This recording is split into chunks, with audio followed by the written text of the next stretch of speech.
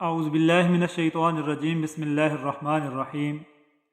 سورہ آل عمران کی آیت نمبر 35 میں اللہ پاک یوں بیان فرماتا ہے، جب کہا عمران کی عورت نے کہ اسے اب میں نے نظر کیا تیرے جو کچھ میرے پیٹ میں ہے سب سے آزاد رکھ کر، سو تو مجھ سے قبول کر، بے شک تو ہی اصل سننے والا جاننے والا ہے۔ ناظرین گرامی، عمران ثانی حضرت مریم علیہ السلام کے والد گرامی تھے اور ان کی والدہ کا نام حنا بنت قافوزہ تھا۔ حضرت مریم علیہ السلام جب اپنے والدہ حنا کے رحم میں تھیں تو انہوں نے یہ ٹھان لی کہ میری جو بھی اولاد پیدا ہوگی میں اس کو مسجد اقصی کی خدمت کے لیے وقف کر دوں گی۔ اسی وقت یہ رواج تھا کہ جب کوئی لڑکا اللہ کی نظر کر دیا جاتا تو نہ وہ شادی کرتا اور نہ ہی دنیاوی مشاغل میں حصہ لیتا، صرف عبادت گاہ کی خدمت کرتا اور خود عبادت میں مشغول رہتا تھا۔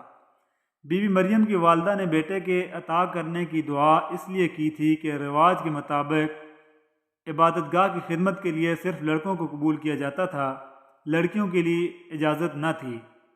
مدت حمل پوری ہونے کے بعد جب حضرت حنا کو پتہ چلا کہ انہوں نے ایک بیٹی کو جنم دیا ہے تو وہ یہ سوچ کر پریشان ہو گئیں کہ اب میں اپنی نظر کیسے پوری کروں گی، کیونکہ اس وقت تک صرف لڑکے ہی ہیکل مسجد اقصی کے خدمت کے لیے وقف کیے جاتے تھے، لیکن اللہ تعالیٰ نے بطور الہام یا ہاتف غیبی ان کے افسوس کو مسرت سے یہ کہہ کر بدل دیا کہ ہم نے تیری لڑکی ہی کو قبول کر لیا ہے اور اس کی وجہ سے تیرا خاندان اور بھی معزز اور مبارک قرار پائے گا۔ حضرت حنا نے لڑکی کا نام مریم رکھا۔ مریم کی معنی خادم کے ہیں، چونکہ آپ کی والدہ نے حضرت مریم کو مسجد اقصی کے لیے وقف کیا تھا اس لیے آپ کا یہ نام رکھا گیا۔ بعض زبانوں میں مریم کا معنی عبادت گزار اور بلند مرتبہ کے بھی کیے گئے ہیں۔ حافظ ابن حجر عسقلانی لکھتے ہیں کہ حضرت مریم کی پیدائش سے پہلے ہی ان کے والد عمران فوت ہو چکے تھے۔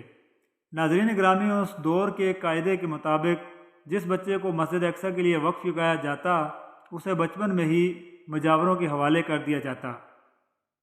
اسی طرح جب مریم علیہ السلام کو مسجد اقصی کے مجاوروں کے پاس لے جایا گیا تو ان میں اختلاف پیدا ہو گیا، کیونکہ ہر کوئی یہ چاہتا تھا کہ حضرت عمران اور حضرت حنا کی اولاد کی تربیت ان کے حصے میں آئے۔ حضرت مریم کے والدین نیک نامی کی وجہ سے پہلے ہی مشہور تھے۔ آخر یہ فیصلہ ہوا کہ مجاورین جو قلم توریت لکھنے کے لیے استعمال کرتے ہیں وہ سب ان کے بہتے پانی میں چھوڑیں گے، جس کا قلم پانی کے بہاؤ کے الٹی سمت میں بہے گا وہی حضرت مریم کی کفالت کا حقدار ہوگا۔ حضرت زکریا علیہ السلام کے قلم کو اللہ نے پانی میں بہاؤ کے الٹی طرف بہا دیا اور ان کی پرورش کے حقدار ہو گئے، اور بی بی مریم کو اللہ کی منشا کے مطابق حضرت زکریا علیہ السلام کی کفالت میں دے دیا گیا۔ حضرت زکریا کی بیوی حضرت مریم کی خالہ لگتی تھیں، اس لیے ان سے بڑھ کر ان کی بہتر پرورش کون کر سکتا تھا۔ جب اللہ تعالیٰ نے بی بی مریم کو اپنی بارگاہ میں قبول فرمایا تو عبادت گاہ میں ان کے لیے ایک حجرہ مخصوص کر دیا گیا جہاں وہ دن بھر عبادت میں مشغول رہتیں۔ اس دوران اللہ کی رحمت اور برکت سے حضرت مریم کے پاس بے موسم پھل آنے شروع ہو گئے۔ بے موسم پھل دیکھ کر حضرت زکریا علیہ السلام نے اللہ سے دعا کی، جس طرح بے موسم پھل نازل ہو رہے ہیں، اے اللہ مجھے بھی اس بڑھاپے میں اولاد عطا فرمائے۔ اس طرح حضرت زکریا پیدا ہوئے۔ حضرت مریم علیہ السلام نے اپنے حجرے میں بہت کم نکلتی تھیں، زیادہ تر وہ تب ہی نکلتیں جب انہوں نے غسل کرنا ہوتا۔ جب حضرت مریم کی عمر مبارک 15 سال ہوئی تو ایک دن آپ غسل حیض کرنے کے لیے اپنی خالہ یعنی حضرت زکریا علیہ السلام کی بیوی کے گھر گئیں۔ گھر میں اس وقت اور کوئی نہ تھا، اس لیے جیسے ہی انہوں نے غسل کے لیے پردہ لٹکایا تو دیکھا کہ ایک خوبصورت آدمی پردے ہٹا کر اندر داخل ہو گیا۔ حضرت مریم خوفزدہ ہو گئیں اور ان کو اپنی عصمت و عفت کی حفاظت کی فکر دامن گیر ہو گئی۔ گو کہ فرشتہ کے چہرے پر تقویٰ کے آثار نمایاں تھے، تاہم بیوی نے اپنی عصمت کی حفاظت کے لیے خود کو اللہ کی پناہ میں دے دیا۔ یہ عفت اور پاک بازی کا ایک طرح کا امتحان تھا جو اللہ کے خاص بندوں پر اکثر ہوتا ہے۔ اس شخص سے کہا کہ وہ وہاں سے چلا جائے۔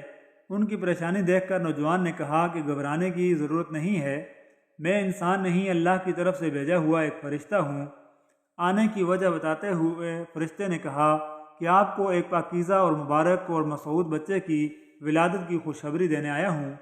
حضرت مریم یہ سن کر رونے لگیں اور کہنے لگیں یہ کیسے ہو سکتا ہے کہ میں کنواری ہوں، مجھے ہاتھ لگانے کی ہمت مت کرنا، میرا تو نکاح ہی نہیں ہوا اور برائی کا مجھے تصور تک نہیں ہوا، میرے جسم پر کسی انسان کا کبھی ہاتھ ہی نہیں لگا، میں بدکار نہیں اور نہ ہی زناکار ہوں۔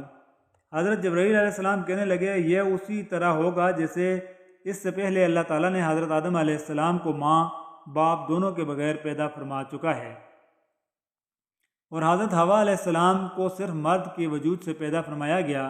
یہ سن کر حضرت مریم کو سکون ملا اور خوف و ڈر ختم ہو گیا۔ پھر جبرائیل علیہ السلام کہنے لگے مجھے اللہ پاک نے حکم دیا ہے کہ میں تمہارے گریبان میں پھونک دوں، تو اللہ تعالیٰ کے حکم سے پھونک رحم میں جانے کے بعد روح بن جائے گی، اور اللہ تعالیٰ نے عیسیٰ علیہ السلام کی پیدائش کی ابتدا کا ذکر کرتے ہوئے فرمایا ہے، اور عمران کی بیٹی مریم جس نے اپنی پارسائی کی حفاظت کی تو ہم نے ان میں اپنی طرف روح پھینکی، اور اس نے اپنے رب کی باتوں اور اس کی کتابوں کی تصدیق کی اور فرما بردار ہوئی۔ جیسے جیسے بچے کی پیدائش کا وقت قریب آتا گیا، حضرت مریم کی پریشانی میں اضافہ ہوتا گیا کہ کیسے میں اپنی قوم کا سامنا کروں گی، لوگ تو مجھے زنا کی تہمت باندھ دیں گے۔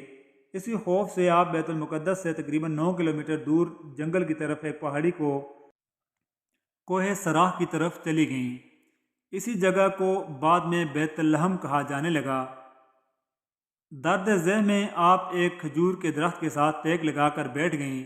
درد ذہ میں بھی یہ فکر لاحق تھی کہ اپنے عزیز و اقارب کو کس طرح مطمئن کروں گی، لوگ مجھے بدکار سمجھیں گے۔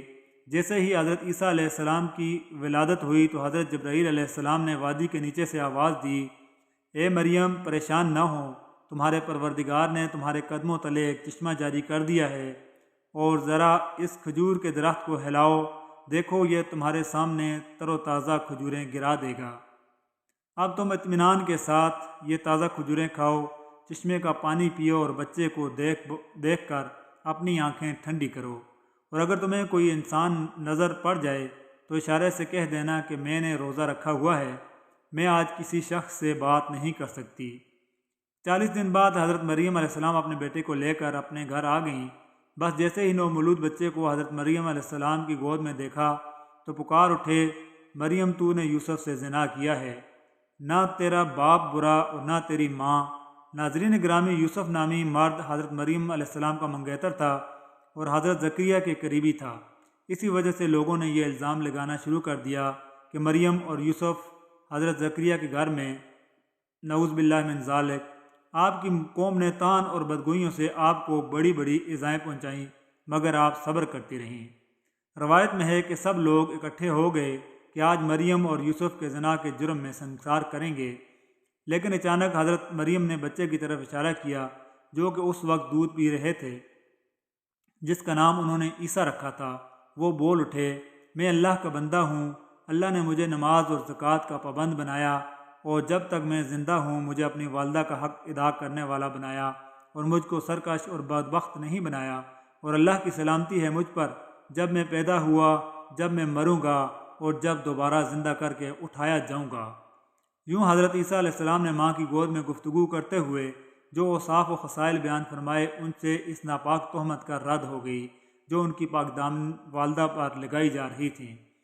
چنانچہ اللہ تبارک و تعالیٰ نے حضرت مریم علیہ السلام کی پاک دامنی کی تصدیق حضرت عیسیٰ کی زبان سے کرائی، اور ان باطل عقائد کی تردید کرتے ہوئے ان کی پاکیزگی کی گواہی قرآن کریم میں بھی نزول فرمائی۔